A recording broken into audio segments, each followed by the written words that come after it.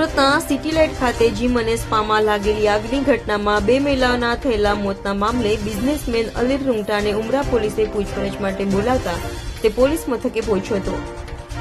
સુરતના city light વિસ્તારમાં gym અને સ્પામાં લાગેલી આગની ઘટનામાં સિક્કિમની 2 મહિલાઓના મોત નીપજ્યા, જ્યારે અન્યોનો આબાદ બચાવ થયો હતો। આ આગની ઘટના મામલે ફરી ઉમરા પોલીસે જીમ સંચાલક અને સ્પા સંચાલકોનું લાજપોર જેલમાંથી કબજો લઈ કોર્ટમાં રજૂ કરી રિમાન્ડ મેળવ્યા છે। ત્યારે આગની ઘટના મામલે જીમ અને સ્પા જ્યાં ચાલતા હતા તે જગ્યાના માલિક અને સુરતના અગ્રણી બિઝનેસમેન અલીર રૂંગટાને ઉમરા પોલીસે પૂછપરછ માટે બોલાવ્યા હતા। સમગ્ર ઘટનામાં જીમ સંચાલક અને સ્પાના સંચાલક મળી 3 લોકોની પોલીસે ધરપકડ કરી હતી।